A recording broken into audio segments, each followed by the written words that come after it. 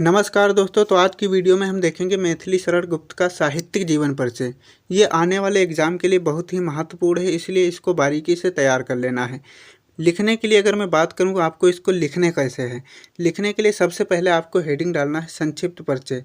संक्षिप्त परिचय में क्या लिखना होता है, हमें इनके बारे में कुछ छोटे छोटे पॉइंट्स यहाँ पर लिख देने होते हैं जो मेन होते हैं। जैसे जन्म कब हुआ था, स्थान लिख देना है कहाँ पर हुआ था, पिता का नाम, शिक्षा, प्रमुख रचनाएं, मृत्यु, ये सब हम यहाँ पर लिखते हैं।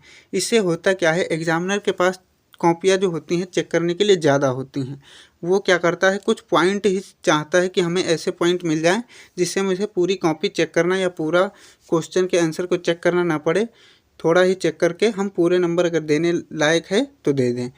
तो क्या होता है, अगर किसी भी लेखक और कवि का जीवन परिचय लिखते हैं तो उसमें कुछ चीज़ें इंपॉर्टेंट होती हैं, जैसे जन्म, स्थान, पिता माता, शिक्षा, प्रमुख रचनाएं और मृत्यु। ये सब क्या होता है, यही मेन चीज़ें होती हैं कि इनको ही एग्जामिनर ज़्यादातर चेक करता है। अगर ये आपने सही लिखा है तो आपको पूरे नंबर मिल सकते हैं। तो उन्हीं को हम क्या करते हैं, शुरुआत में संक्षिप्त परिचय में यानी थोड़ा थोड़ा लिख देते हैं, छोटा हेडिंग करके। उसी में जन्म और फिर स्थान, पिता माता, ये सब यहीं पर लिख देंगे। यहीं से देखकर वो नंबर दे देगा। तो सबसे पहले आपको संक्षिप्त परिचय में हेडिंग डालना है जन्म कब हुआ था इनका, सन 1886 ईस्वी में। फिर स्थान डाल देंगे, स्थान चिरगांव झांसी में हुआ था। कब हुआ था, चिरगांव झांसी में हुआ था सन 1886 ईस्वी में। पिता का नाम क्या था, सेठ रामचरण गुप्त था। माता का जो नाम है, इनकी माता का नाम यहाँ पर जो है साहित्यिक परिचय में मेंशन नहीं किया गया जीवन परिचय में, इसलिए उसको नहीं डालना है। जो किताब में नहीं है वो हम अपने तरफ से एक्स्ट्रा नहीं डालेंगे। अब उसके बाद में आप डालेंगे शिक्षा इन्होंने घर पर ही प्राप्त की थी, वो लिख देंगे। प्रमुख रचनाएं डालेंगे, जैसे साकेत, भारत भारती, यशोधरा, द्वापर। जो प्रमुख रचनाएं हैं वो यहाँ पर इसलिए डालना है क्योंकि प्रमुख रचनाओं से भी नंबर मिलते हैं। फिर मृत्यु डाल देना है, मृत्यु सन 1964 ईस्वी में। मैं उम्मीद करता हूँ कि आपको ये समझ में आ गया होगा संक्षिप्त परिचय डालना शुरुआत में क्यों ज़रूरी होता है। ये जो चित्र बना है ये नहीं बनाना है आपको, और बनाने भी लग जाएंगे तो टाइम भी बहुत लगेगा। इसको नहीं बनाना है, बस संक्षिप्त परिचय ये जो यहाँ पर लिखा हुआ है इसको बिल्कुल बीचों बीच सेंटर में हम लिख देंगे। अब उसके बाद में आप हेडिंग डालेंगे जीवन परिचय। जीवन परिचय में आप लिखेंगे श्री मैथिली शरण गुप्त का जन्म चिरगांव झांसी में सन 1886 ईस्वी में हुआ था। इनके पिता सेठ रामचरण गुप्त को हिंदी साहित्य से विशेष प्रेम था। इनके पिता सेठ रामचरण को क्या था, हिंदी साहित्य से विशेष प्रेम यानी बहुत प्रेम था। गुप्त जी की शिक्षा दीक्षा घर पर ही संपन्न हुई। गुप्त जी की जो यानी मैथिली शरण गुप्त की शिक्षा दीक्षा कहाँ पर हुई थी, घर पर ही हुई थी। मृत्यु इनकी यानी सन 1964 ईस्वी में गुप्त जी का देहावसान हो गया। कब हुआ था, 1964 ईस्वी में। इतना आप देखिए, ज़्यादा जीवन परिचय में नहीं दिया गया है, इसलिए हमें ज़्यादा लिखने की भी ज़रूरत नहीं है। साहित्यिक परिचय में कुछ लिखेंगे, थोड़ा जीवन परिचय में हमारा एक प्रॉपर साहित्यिक परिचय हो जाएगा। अब उसके बाद में आप हेडिंग डालेंगे साहित्यिक परिचय। जीवन परिचय के बाद आप हेडिंग डालेंगे साहित्यिक परिचय।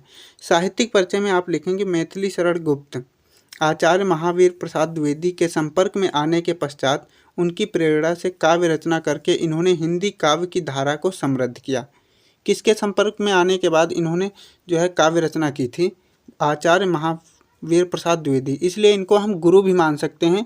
जैसे हम किसी के पास जाते हैं, वो हमें प्रेरणा देता है कि आप ऐसा करो वैसा करो, तो एक हिसाब से वो गुरु ही है। तो इनके मैथिली शरण गुप्त के गुरु कौन हो सकते हैं, आचार्य महावीर प्रसाद द्विवेदी जी। अब उसके बाद में आप लिखेंगे इनकी कविता में राष्ट्रभक्ति एवं राष्ट्र प्रेम का स्वर प्रमुख रूप से मुखरित हुआ है। यानी इन्होंने राष्ट्र प्रेम के प्रति ही ज़्यादातर कविताएं लिखी हैं। इसी कारण हिंदी साहित्य के तत्कालीन विद्वानों ने इन्हें राष्ट्र कवि की उपाधि से विभूषित किया।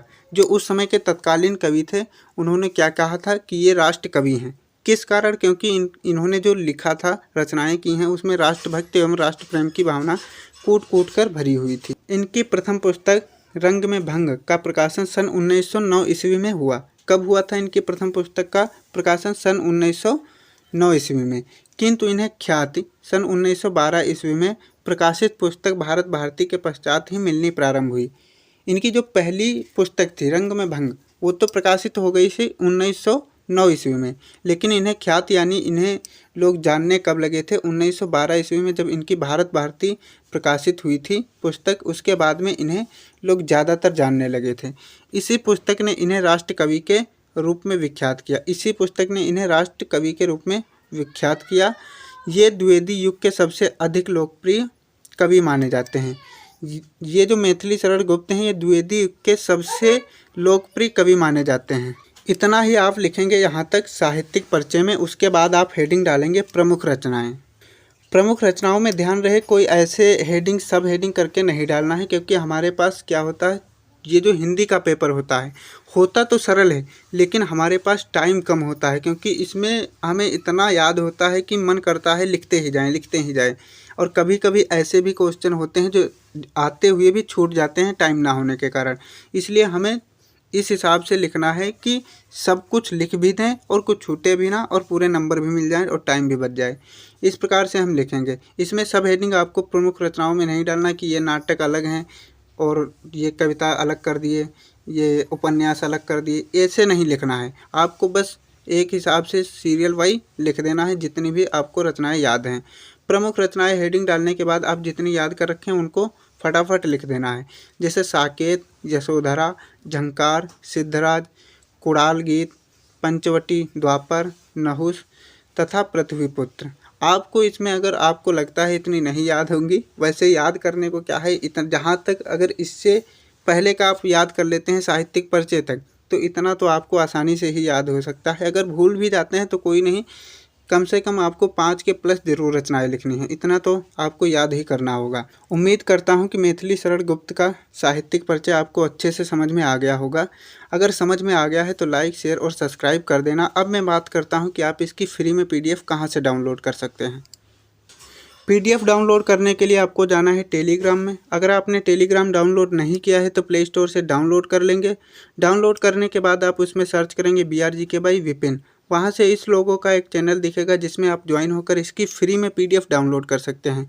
लास्ट में मैं यही कहना चाहूँगा कि कल दीपावली है, इसलिए दीपावली की आप सभी को ढेर सारी शुभकामनाएं मेरी तरफ से। मिलते हैं कोई नई वीडियो में, तब तक के लिए लाइक, शेयर और सब्सक्राइब कर देना। जय हिंद।